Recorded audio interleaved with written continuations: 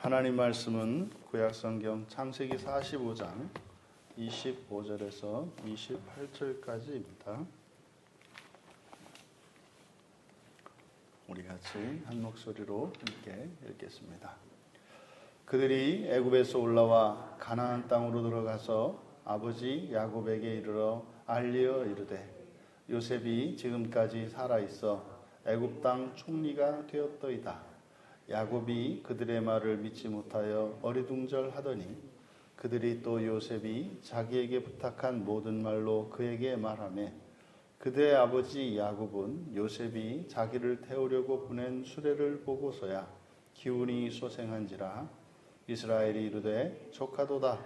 내 아들 요셉이 지금까지 살아있으니 내가 죽기 전에 가서 그를 보리라 하니라. 아멘. 야곱에게 들려온 복음이라는 제목으로 말씀의 은혜를 나누고자 합니다. 우리가 구약 성경의 창세기를 살펴보고 있는데 이것은 이제 역사적 사건으로서 이것이 우리에게 의미한 바는 미래에 우리에게 임할 사건을 나타내죠. 또 여기에서 우리의 현재를 살아가는 우리들의 이정표가 될 수 있습니다. 그러니까 지금 이제 애굽에서 올라온 야곱의 아들들로부터 전해들은 이 소식, 복음이죠. 구약 성경에서 이거를 정확하게 복음이다 이렇게 되어 있지 않습니다만은 좋은 소식이라고 하는 의미에서 복음이죠. 야곱에게 이 들려온 복음, 이것이 우리들에게 의미하는 바, 죽은 줄 알았던 요셉이 살아있다고 하는, 그리고 그냥 살아있는 정도가 아니라 애굽의 총리가 되었다고 하는. 그래서 지난번에 식량을 가져와서 이제 살아남을 수 있었는데 그때 그 식량을 나누어 준 것이 바로 야곱의 아들이었다는 사실. 그리고 그때 주머니에 돈이 들어있어서 그것 때문에 큰 걱정을 했었는데 알고 보니까 그것이 바로 요셉의 섬김이었고 호의였다고 하는 사실, 이런 내용들을 들은 거죠. 지금 이 본문은 25절에서 야곱의 아들들이 이제 애굽에서 가나안으로 와서 야곱에게 소식을 전하는, 복음을 전하는 그 과정을 올라와서 들어가서 알렸다. 이렇게 이제 세 개의 동사로 나타냅니다. 올라와서 들어가서 알렸다. 그리고 이 말을 들은 이스라엘이 맨 끝에 28절에 가면 이스라엘이 이르되 조카도다 이야기한 후에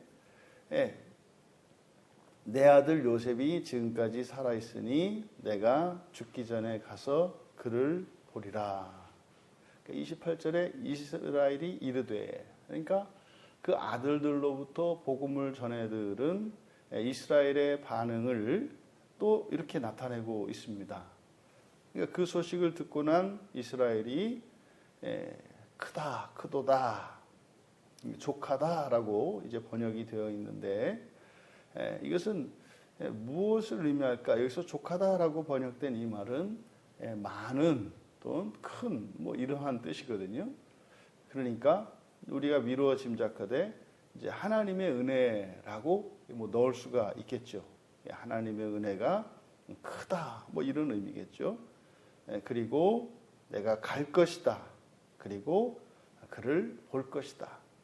그래서 25절과 28절에 복음을 전한 야곱의 아들들, 그들이 한 행동을 올라와서 들어가서 알렸다라고 하는 세 단어로, 그리고 그 복음을 전해 듣고 이제 반응하는 이스라엘을 요 세 단어로, 마찬가지로 이스라엘이 말했다, 갈 것이다, 그리고 볼 것이다. 이렇게 세 개의 단어로.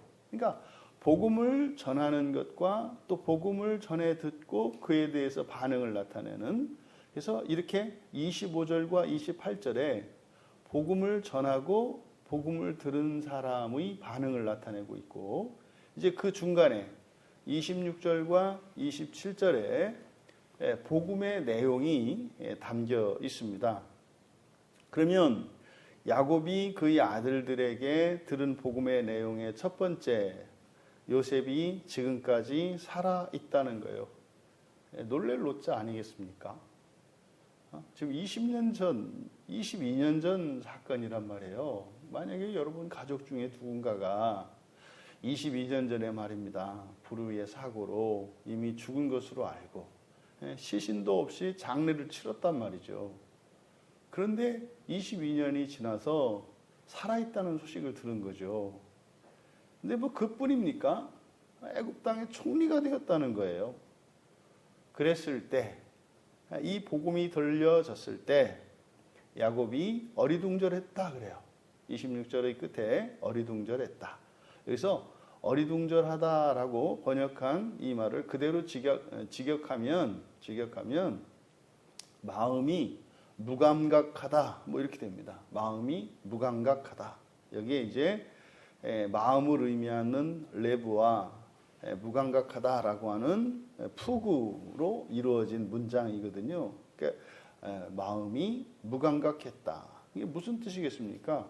그냥 무덤덤했다 이 말이에요. 아무런 감흥이 없었다. 그러니까 마음에 뭐 이렇게 전해져 오는 뭐 느낌 이런 게 전혀 없었다는 거죠.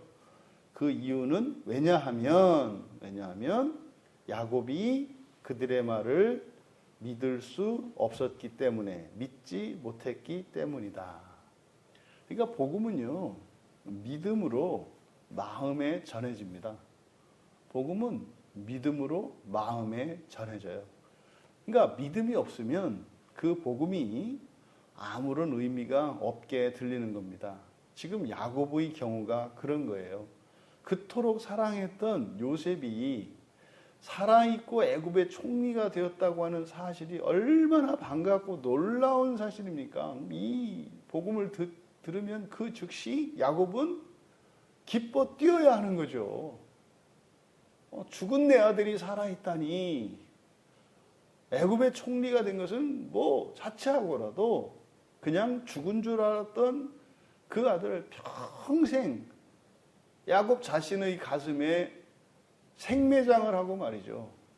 자식이 먼저 죽으면 부모는 자식을 가슴에 묻는다라는 말이 있는데, 그러니까 야곱 사건이 요셉의 그 죽은 것으로 알려진 그 이후로 야곱의 가슴은 무덤이 되어버렸단 말이에요. 자기 자식이 묻힌 그 무덤을 가슴에 안고 살아가는 인생이었단 말이에요. 그럼 거기서 요셉이 살아났다고 했을 때 그 소식이 얼마나 기쁘고 반가웠겠는가. 그 20년 넘는 그 기간에 그 슬픔과 그 지난날에 대한 아쉬움, 이 모든 것들이 해소될 거 아닙니까? 그런데요, 야곱은 무덤덤했다 그래요. 아무 생각이 없었고 아무런 감각도 없었다는 거예요. 이유가 뭐라고요? 믿음이 없었기 때문에. 그러면 이 믿음은 도대체 어디서 오는 믿음인가? 왜 어떤 사람은 그 복음을 듣고 즉시 그 복음을 받아들이며 놀라워하고 감격하고 감사하고, 또 어떤 사람은 도대체 이것이 뭐 아무런 의미도 없는 그 이방의 언어 같은, 외국말과 같은, 알아듣지 못하는 외국말처럼 들리는가? 믿음의 차이라는 건데, 그러니까 이 믿음이라고 하는 것은 우리의 믿음 이전에 외부에서 우리에게 주어지는 것임을 알 수 있어요. 그것을 하나님의 믿음이라고 합니다. 그러니까 믿음은 하나님의 믿음으로 시작되어서 그 하나님의 믿음이 나에게 전가되면서 그 믿음이 생겨나기 시작해요. 그래서 나의 믿음이 됩니다. 그래서 나의 믿음이 하나님의 말씀을 알고 또 하나님과의 인격적인 교제를 통해서, 이런 종교적 체험들을 통해서 내 믿음이 자라기 시작해요. 그래서 결국 이 믿음의 완성은 하나님의 믿음과 나의 믿음이 일치하게 되는 겁니다. 그때 믿음만 일치하게 되는 것이 아니라 소망도 일치하게 되고 사랑도 일치하게 되는 거죠. 그 순간 일어나는 변화를 부활이라고 한다 이 말이에요. 먼저 하나님이 우리를 사랑하시고 우리에게 믿음을 주시고 소망을 주셔서 도저히 받아들일 수 없는 그 복음의 내용을 믿을 수 있게 되고 그 복음이 제시하는 모든 내용들이 소망이 되며 그래서 사랑하며 살아갈 수 있게 되는 거죠. 그래서 완전히 하나님과 일치하게 되는 그때 우리에게 존재론적인 변화가 일어나고 존재론적인 변화는 사실 하나님이 세상을 창조하기 이전에 사람에 대하여 가지셨던 그 계획의 완성이죠. 그러면 그때 그에 걸맞는 환경이 주어지는데 그것을 하나님의 나라라고 한다. 이게 복음의 내용이거든요. 근데 지금 야곱은 무덤덤했다. 그래서 이제 27절에 그들이 또 말했다. 그들이 또 말했다. 무엇을 말했습니까? 요셉이 자기들에게 부탁한 모든 말로. 그러니까 전에 들은 그 복음을 모두 다 있는 그대로 다시 전한 거죠. 그러니까 한 번 복음이 전해져서 그 복음을 단번에 받아들이는 일은 굉장히 예외적인 일입니다. 그러면 처음에 그 복음이 믿어지지 않아서 받아들이지 않았던 사람들이라 할지라도 똑같이 전해 들은 그 복음을 온전히 전하고 또 전하면 반드시 받아들이게 되어 있다. 근데 그것은 하나님의 믿음이 그 사람의 믿음이 되어서 이제 믿음이 생겨날 때 비로소 복음이 자라는 거죠. 그러니까 복음을 전하는 일은 사실은 상대방의 마음속에 마음을 꽃밭으로 만드는 일이에요. 그러니까 복음이라고 하는 꽃씨를 상대방의 마음의 밭에 심고 그것이 싹 날 때까지는 물을 주는데 그 물은 다른 게 없어요. 복음이에요. 그러니까 복음을 끊임없이 전해줬을 때 어느 날 그냥 뜬구름 잡는 것 같고 아무 의미도 없는 것 같은 그 복음의 씨앗이 초록으로 싹이 나는 겁니다. 그때 그 복음을 전해들었던 사람이 어느 날 그러는 거죠. 이거였어, 이렇게. 이거였어, 이거죠. 그러니까 지금 이제 야곱에게 다시 그 아들들이 복음을 전한 겁니다. 그리고 그들의 아버지 야곱은 요셉이 자기를 태우려고 보낸 수레를 보고서야, 이게 이제 싹이죠. 이게 증거입니다. 이게 이스라엘 사람들이 그토록 바라는 표적입니다. 표적을 보고서야 믿는 이스라엘의 특징. 그러니까 예수님께서 이스라엘 백성들을, 이스라엘 민족을 특징 지을 때 표적을 바라는 자들이라고 해요. 이게 바로 야곱의 특징이에요. 야곱의. 그러니까 복음이 계속해서 반복해서 전해졌고 요셉이 자기를 태우려고 보내는 수레, 증거죠. 그 표적을 보았을 때 그들의 아버지 야곱의 영이, 여기서 이제 기운이라고 번역되어 있는데 이게 루아흐, 그래서 영입니다. 영. 야곱의 영이 소생했다. 보고서야 믿는 것이 야곱의 특징이고 이게 이스라엘의 특징이에요. 그런데 보십시오. 계속해서 이름이 야곱이에요. 25절에서도 아버지 야곱에게 이르러. 야곱이죠, 야곱. 또 27절에도 야곱은 요셉이 자기를 태우려고 보낸 수레를 보고서야 기운이 소생했다. 그의 영이 살아났다 이 말이죠. 야곱이에요, 야곱. 그러니까 야곱과 이스라엘은, 야곱은 말하자면 아담이고, 첫째 아담이고, 이스라엘은 둘째 아담이란 말이에요. 그러니까 우리가 그리스도인으로서 예수 그리스도를 믿고 거듭난 사람이며 재창조의 삶을 살아갈지라도 믿음을 잃어버리면 다시 옛사람이 된 것 같이 돌아가요. 성경에서 이스라엘과 야곱이라고 하는 이름을 교차적으로 사용하면서 이 이스라엘 야곱의 상태를 나타냅니다. 그러니까 이 복음이라고 하는 것은 믿지 않는 사람에게만 필요한 것이 아니라 믿는 그리스도인들에게도 끊임없이 복음은 들려져야 하고, 그래서 다시 옛사람으로 또한 돌아가는 일들이 끊임없이 반복된다는 거죠. 그러니까 마치 그 게임 하는 것 중에 카드 뒤집는 게임 있지 않습니까? 그런 거예요.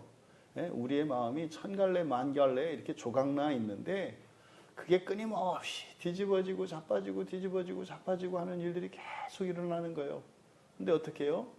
복음을 듣고 증거들을 보았을 때 다시 믿음을 회복해서 이스라엘이 되고, 그러다가 믿음을 잃어버리고 증거들이 사라지고 자기의 마음속에 무덤덤해지면 다시 또 야곱이 되고, 끊임없이. 사실 이 시간도 지금 우리 마음속에는 그 일이 계속 일어나는 거예요. 마음의 어떤 편에는 이스라엘이고 어디는 야곱이고, 이게 뒤집어졌다 자빠졌다, 이게 지금 계속, 그러니까 사는 동안 계속 일어나는 거죠. 그러니까 천사들은 말하자면 이제 막 이스라엘로 막 뒤집으면 또 귀신들을 막 쫓아다니고 또 뒤집어서 야곱으로 다 만드는, 이게 영적 싸움인 거죠. 여기서 이제 이스라엘이, 그래서 기운이, 그러니까 영이 소생한지라 28절에 이스라엘이 되잖아요. 복음을 이제 믿게 되고, 그래서 그 복음을 마음으로 받아들이니까 그의 영이 소생했고, 그러니 야곱이 이스라엘이 되었잖아요. 그러니까 그 복음을 이제 받아들이게 된 이스라엘에게 고백이 나오는 거예요. 이스라엘이 이르되, 고백이 나오는 거예요. 고백이. 어떻게? 족하다. 하나님의 은혜가 크다, 이 말이죠. 모든 것이 하나님의 은혜요. 바울 사도가 늘상같이 고백했던 모든 것이, 나의 나된 것은 하나님의 은혜다, 이거죠. 우리의 삶 속에 있었던 지난날의 모든 애환과 고난과 고통 속에서 나의 불행과 나의 비참과 나의 고생이 보이는 게 아니라 나와 함께 하셨던 하나님이 행하신 일이 보여요. 누구에게? 이스라엘에게. 야곱에게는요, 하나님은 없고 내가 겪은 일만 보여요. 그러니까요, 완전히 상반되는 이해를 가지게 되죠. 그래서 이제 그 복음이 살아있는, 그 복음을 감각할 수 있는 그런 마음의 상태에 있는 이들에게는 반드시 하나님의 은혜에 대한 감사와 찬양이, 고백이 있게 된다는 것을 우리가 알 수 있습니다. 그리고요, 내가 갈 것이다. 내가 갈 것이다. 이런 의지적인 고백이 있고 결단이 있다는 거죠. 그리고요, 죽기 전에 그를 볼 것이다. 이게 뭡니까? 소망이죠, 소망. 이렇게 복음을 받아들이게 되자 그저 죽은 자와 같은 야곱이 이스라엘로 회복되어서, 믿음이 회복되어 소망을 가지고 의지적으로 살아가게 된 것입니다. 여러분, 이 복음은 이 본문 말씀을 통해서 우리에게 주는 교훈을 살펴본다면, 첫 번째로 이 복음이 우리에게 무엇을 전하는가를 알 수 있는데, 첫째로 이 복음이, 그러니까 야곱에게 들려진 복음을 통해서 복음의 메시지를 우리가 알 수 있는데, 그 첫째는 뭐예요? 죽은 자들이 살아있다고 전해요. 죽은 자들이 살아있다고 전해요. 지금 성경을 우리가 읽을 때 여기에 등장하는 이름들이 있지 않습니까? 이들이 역사 속의 인물이고 과거에 살다 사라진 이들이 아니라 실존한다고 이야기한다 이 말이에요. 그러니까 이것은 무슨 박물관에 있는 그리고 문자로 고정되어 있는 죽은 책이 아니라 이게 살아있는 하나님의 말씀이라고 했을 때 그 살아있다고 하는 의미는 하나님의 말씀이 끊임없이 역사한다. 또 하나님의 말씀은 항상 진리고 그것은 유효하다라고 하는 이 하나님 말씀의 측면도 있습니다만 이 성경에 기록된 모든 이름의 주인공들이 살아있다고 전한다 이 말이에요. 살아있다. 지금 우리가 살펴보고 있는 이 창세기에 등장하는 이 야곱과 그의 아들들, 그들이 지금 살아있단 말이에요. 우리들이 그들의 지상에서의 삶에 대한 이 이야기를 나눌 때 이 자리에 참여한다면 어떻겠습니까? 그냥 똑같은 이야기를 할 거예요. 다른 얘기를 할 게 없을 거예요. 왜요? 그게 성경이죠. 자신들이 할 말도 많겠고 성경에 기록되지 않은 많은 내용들이 있겠습니다만 그들에게 말하라고 하면 이렇게 말할 거예요. 이게 뭐예요? 빼할 것도 없고 더할 것도 없는 이게 내용 있는 말이기 때문이죠. 그러면 이들이 살아있다는 거예요. 여러분, 우리 그리스도인들이 착각하면 안 되는 그리고 실수해서 안 되는 것이 뭐냐면 장례식이에요. 장례식.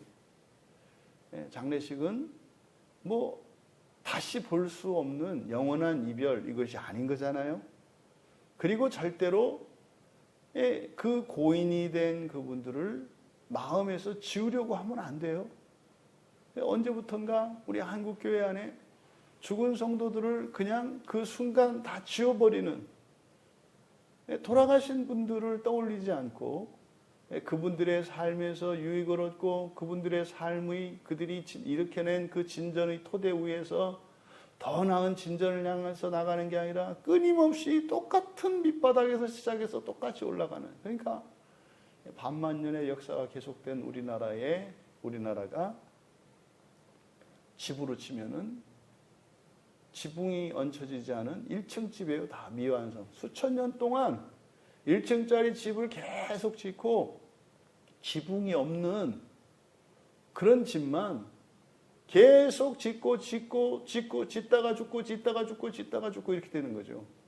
여러분, 진전이 일어나야 하는 거죠. 그것을 위해서 우리가 기억해야 될 게 뭐다? 죽었다고 하는 이들이 모두 살아있다는 이 복음의 외침에 귀 기울여야 한다. 또 두 번째로 뭡니까? 요셉이 애굽 땅 총리가 되었다. 여기서 애굽 땅이라고 하는 것은 기근과 상관이 없는 풍요로운 땅 애굽인데 이것은 완전한 그 하나님 나라를 예표하고 있어요. 여기서 아니 가나안 땅이 약속의 땅이니까 가나안 땅이 하나님 나라지 어떻게 애굽이 하나님 나라냐. 여러분, 하나님 나라는 이렇게 땅을 그어가지고 어디가 아니에요. 풍요로운 것이고요. 완전한 것이에요. 그러니까 종종 교회는 하나님 나라고 교회 바깥은 뭐 지옥이라고 이렇게 생각을 하면 안 되는 거죠. 여러분, 교회 안에 믿음도 없고요. 소망도 없고 사랑도 없어요. 기쁨도 없고요. 평화가 없어요. 그럼 거기가 하나님 나라입니까? 아니죠. 아니죠. 여러분, 이 하나님 나라의 의미는 분명히 공간성을 가져요. 공간성을 갖습니다. 그런데 이게 땅 긋기처럼 금을 그어오는 특정 공간만을 나타내지 않아요. 그것은 구약적 하나님 나라 개념이죠. 가나안 땅을. 그러니까 이것이 합쳐져야 한다는 말이죠. 그 지역성, 그 공간성과 함께 그 하나님 나라의 특성이 이루어질 때라야 그게 진정한 하나님 나라가 되는 거죠. 그래서 구약의 이스라엘은 가나안 땅, 그 젖과 꿀이 흐르는 그 땅이라고 하는 가나안 땅에 들어가서 살았습니다만 그들은 진정한 의미의 하나님 나라를 경험한 적이 없어요. 그럼 이것을 오늘날 우리에게 적용을 하면 이 교회가 하나님 나라가 돼야 하거든요. 이 예배당이 그 하나님 나라라고 하는 그 공간으로서의 의미가 있어요. 그런데 이곳에 정말로 하나님의 평화가 없고 그 하나님의 사랑이 없고 그 믿음과 소망이 없다면 아닌 거예요. 그러니까 사람들이 교회 안에, 심지어는 예수를 믿는 사람들조차도 교회가 아닌 다른 곳을 더 기뻐하고 즐거워하며 살아가고 있잖아요. 왜요? 거기가 하나님 나라라고 생각하니까. 근데요, 하나님 나라는 이 두 가지가 일치해야 된다. 공간적으로는 여러분들의 이 지상에서 여러분이 경험할 수 있는 하나님의 나라는 첫째는 여러분의 가정이요, 둘째는 교회입니다. 하지만 가정과 하나님 나라는, 가정과 교회는 무조건 하나님 나라니까 여기서 하나님 나라를 위해서 섬기고 그것이 아니에요. 그러니까 이 가정이, 이 교회가 하나님 나라가 되도록 우리들이 일궈내고 세워가는 거죠. 바로 이 여기서 그래서 애굽 땅이라고 하는 애굽 땅도 하나님의 나라요. 이들이 떠나려고 하는 하나님 가나안 땅도 하나님의 나라요. 지금 분리되어 있지 않습니까? 공간적으로는 이들이 있는 가나안 땅이 하나님 나라인데 여기에는 하나님 나라의 속성이 없어요. 근데 이런 특징적으로 기근이 침범하지 못하는 그 풍요로움이라고 하는 의미에서는 애굽 땅이 하나님의 나라인데 공간적으로는 또 거기가 아니에요. 분리되어 있잖아요. 이 세상에서 경험하는 하나님 나라는 이렇게 분리되어 있습니다. 그런데요, 이것이 합쳐지는 완성된 나라가 하나님 나라죠. 그러니까 그 하나님 나라, 거기에서 통치자가 되었다고 전해요. 맞잖아요. 예수님께서 늘상 말씀하시잖아요. 너희들이 어떻게 할 거다. 나와 함께 12 보좌에 앉아서 너희들이 다스리게 될 거다. 이거는 창세기 1장에서 이미 여호와 하나님께서 이 세상을 창조하실 때 사람들에게 축복하신 내용이잖아요. 세상 만물을 다스리게 하겠다. 예수님이 전하신 복음이나 창세기 1장에서 창조 때 전한 복음이나 또 요한계시록의 끝에 가서 우리에게 확인하는 그 세상을 다스리고 세상을 재창조할 것이라고 하는 것 일치하잖아요. 성경의 시작과 중간과 끝이 전부 일치해요. 그러니까 이게 복음입니다. 여러분, 언약의 자손은 이 복음을 전하는 두 번째 메시지는 바로 언약의 자손은 하나님 나라에서 통치자가 되었다는 것이고 그것은 우리에게 될 것이라고 하는 거죠. 이것이 복음이 우리에게 전하는 메시지입니다. 그런데요, 이게 받아들여지지 않는 거예요. 받아들여지지 않는 거예요. 그래서 우리가요, 야곱이 아니라 이스라엘이 되어서 이 복음의 메시지들이